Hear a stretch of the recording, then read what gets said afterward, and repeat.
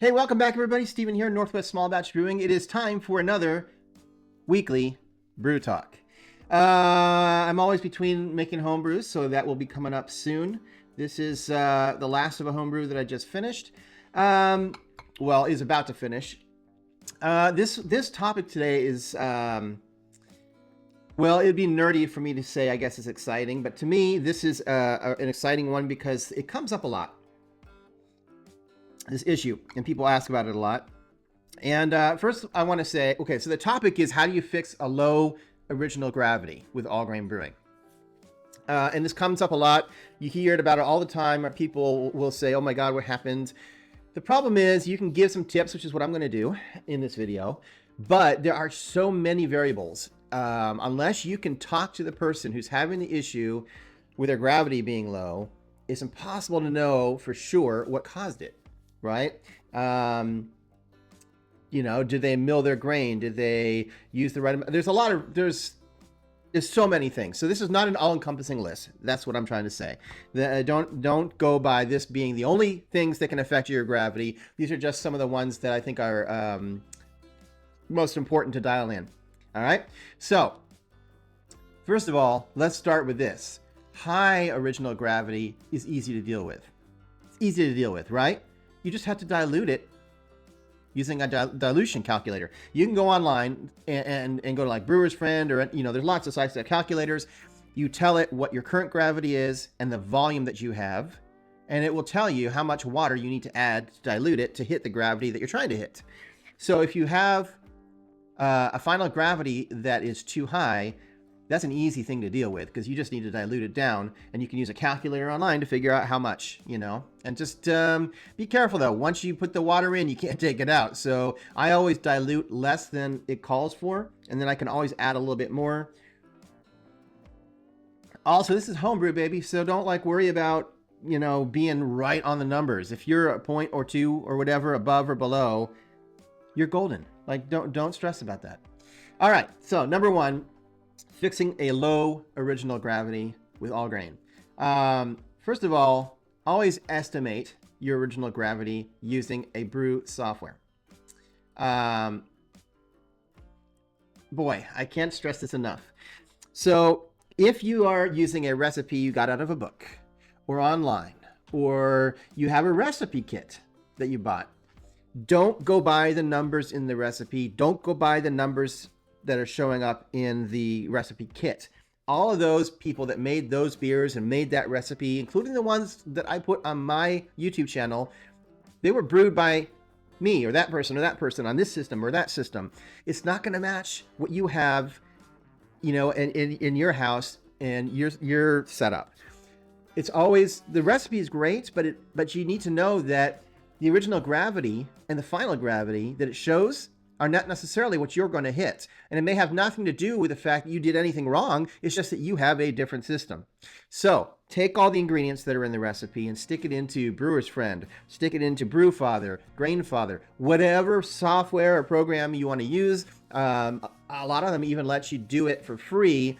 You can't always save the recipe, but you can at least run it. You could put it in there and then print it out, you know, and then that way you have a copy. What you'll find out is, if you select your brewing, whatever you're brewing with, like if you're brewing with an Anvil system, you can select Anvil from the dropdown. It'll be built into the software, and then you can build the recipe with the ingredients and the amounts they call for in the recipe that you have or the kit that you have.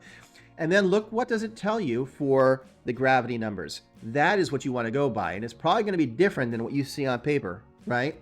So that's the first and most important thing, is always estimate your gravity by using software. Don't go by the recipe that you have, that you got from somebody. Second one, most people know about already, the grain size. If you're doing brew in the bag, you can literally tighten, and this is what I do. I tighten my mill down to the tightest possible setting it'll go to. I don't measure anything on it. I don't do the credit card test. Tighten it down as far as you can, as close as the rollers you can get. It's not going to make flour because those are not made to make flour. It's still going to have some kind of gap in it. When it comes to brew in a bag, you really don't have to worry about a stuck sparge because you have your grain in a bag. It's not sitting on the bottom of your pot on like a false bottom or anything like that. You can literally lift the bag up if you need to out of the pot a little bit. So that's the first thing. If you are not using brew in the bag, then you need to dial in the right size, right? You want to make sure that there is some husk left that allows for water to flow through the grains and not turn it into like a dough. I will say that I highly recommend using rice hulls. I use it even in my brew in the bag. I throw a couple of handfuls of rice hulls in every batch. They're super inexpensive and they do the same job as leaving the husk intact on the grain. And they don't add any flavor or cause any issue with your final product. Number three, third like fix for getting a low original gravity. Your sparge. Now, if you're not sparging, maybe you're doing a full volume mash, so you may need to adjust how much grain you're using if you're doing a full volume mash. But when it comes to sparging, how slow or fast you sparge makes a huge difference. So you may be sparging too fast, too slow. You may be creating channels by having a sparge. I mean, the old method before they had stuff was just to take a spoon and slowly pour your water right over the spoon that would allow it at least to slowly trickle. The problem is that's still too fast, you know, to be honest, when it comes to sparging. You could use build yourself a sparge arm. They have all kinds of things you can buy now for that, but too fast, too slow can definitely affect your original, or, that gravity that you get, that original gravity. And finally, number four, your volumes might be off. This is something that a lot of us have kind of talked about, or at least been, brought up from time to time in brewing circles, which is I've yet to find a brewing pot, a kettle system that has accurate marks on it. So every system I've used, including the system I have now, it's actually off by a half gallon. So first thing you want to do, if you're not sure, or if you've never used your system, it's like the first time, you want to take a gallon of water and pour it into your kettle and look, does it hit the gallon mark that they have etched or whatever on the inside of the kettle? Probably not. And keep going, because it could be off as it goes up. Some kettles are tapered and that messes up the measuring, and they don't take that into an account. At any point, if you do have a kettle that has accurate markings, man, you got the golden unicorn. I'm telling you that they just hardly ever exist. So that's the first thing, is that you really can't go by that. Hopefully they're all off, like all the numbers are off by a certain amount, like mine, which is they're all off by a half gallon. So I know when I look at it and go, okay, I know how much is in there because it's a half gallon less than it actually says, or a half gallon more than it actually says, on the etching. So careful with that. Careful with your measurements when you're using those markings. And I guess I'll just finish with, how do you fix the issue? Well, I already told you at the beginning how to fix the issue if your gravity is too high. That's the easy one to fix. You just have to dilute it, and you can use a calculator online if you want to get a kind of dial in how much water you need to enter or to add to dilute.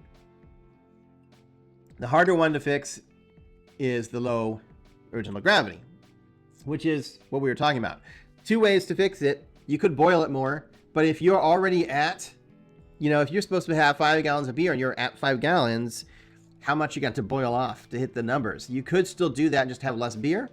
Or most of us keep around some dry malt extract in our store so that we can, add some dry malt extract to make up the difference. Doesn't happen too often, but it's handy to have. And there are calculators online for that as well, to figure out how much dry malt extract you need to add to raise the gravity, however much you're trying to raise it. Anyway, I hope that helps. I'll be back in a week for another video, and until then, keep on brewing.